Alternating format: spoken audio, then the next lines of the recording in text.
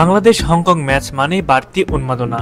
সেটা যখন হয় এশিয়ান কাপ কোয়ালিফায়ারের ম্যাচ তাহলে তো কথাই নাই, এই উন্মাদনা আরো দ্বিগুণ বেড়ে যায়।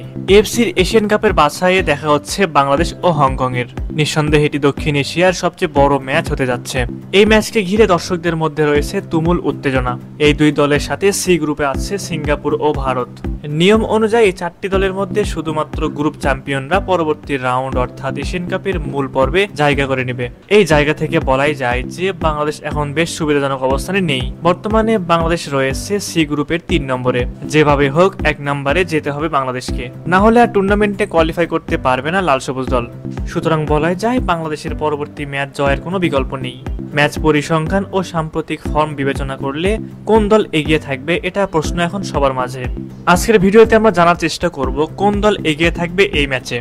আগামী 9 অক্টোবর হংকং এর বিপক্ষে ঢাকা জাতীয় স্টেডিয়ামে অনুষ্ঠিত হতে যাওয়া এশিয়ান কাপ 2027 বাছাই পর্বের 3য় রাউন্ডের ম্যাচ মাঠে গড়াবে।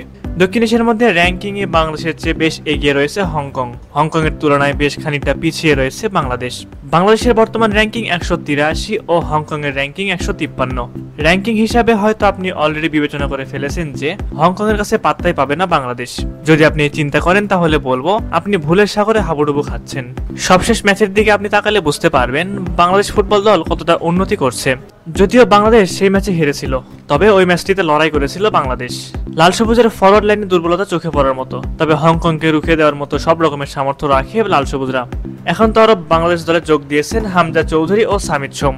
গুঞ্জন রয়েছে হংকং এর বিপক্ষে ম্যাচের আগে যোগ দিতে পারেন কিউবা মিচেলও। শুধুমাত্র হামজা আশায় যে পরিবর্তন লক্ষ্য করা যাচ্ছে তা বলার মতো নয়। আগামী এএফসি এশিয়ান কাপ 2027 বাছাই পর্বের ম্যাচের জন্য ফুটবল দলের কন্ডিশনিং ক্যাম্প শুরু হবে সেপ্টেম্বর মাসের শেষের দিকে।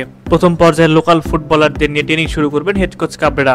পরবর্তীতে দলের সাথে যোগ দিবেন হামজা, সমিত ও কিউবা মিচেলরা। ক্যাম্পে হামজারা যত তাড়াতাড়ি যোগ দিবেন ততই ভালো হবে দলের জন্য। প্রিয় দর্শক, এশিয়ান কাপ বাছাইয়ের বাংলাদেশ বনাম হংকং ম্যাচে কোন দল এগিয়ে থাকবে অবশ্যই সেই বিষয়ে আপনাদের মতামত আমাদের কমেন্ট করে জানাবেন।